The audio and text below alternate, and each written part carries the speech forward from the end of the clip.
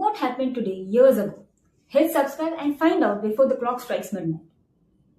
On the cold morning of December 9, 1945, just months after the end of the Second World War, a Japanese general stood before a firing squad in the Philippines. His name was Tomoyuki Yamashita, a man feared across Asia, celebrated in Japan, and remembered by history as the Tiger of Malaya.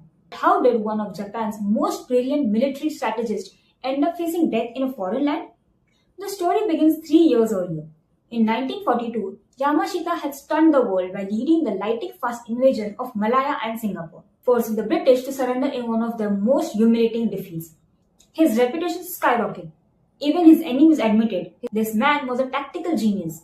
But brilliance in a war has a price, and Yamashita would pay it.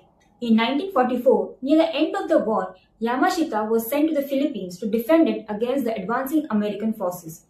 Japan was losing ground everywhere. Commanders were desperate. Communication had collapsed. Troops were isolated, starving, and scattered. And in the chaos, something horrifying happened.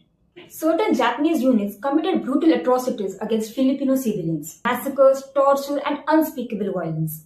The world would remember these events as some of the darkest chapters of the war. But here's the question that echoed through the world. Was Yamashita personally responsible, even if he never ordered those crimes? After Japan surrendered, the Americans arrested him. His trial was unlike anything seen before.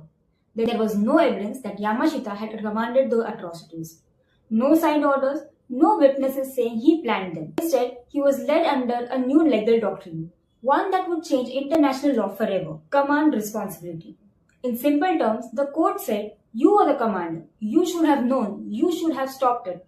That failure makes you guilty. Yamashita's lawyers argued that the general had no control, no communication, and no way to command half-destroyed units scattered across the collapsing battlefield. The verdict was already shaping world politics. The scars of war were fresh. People wanted justice, someone to hold accountable. On December 9, 1945, Yamashita walked calmly to his execution site. He bowed, refused a blindfold, and faced the guns with unwavering dignity. Seconds later, the man once feared by empires fell to the ground, marking one of the earliest and most controversial war crime executions in history. His case still shapes military law today, and the question remains debated even now. Did the Tiger of Malaya deserve his fate, or was he sacrificed to send a message to the world? That's it for today. Thank you for hearing us out.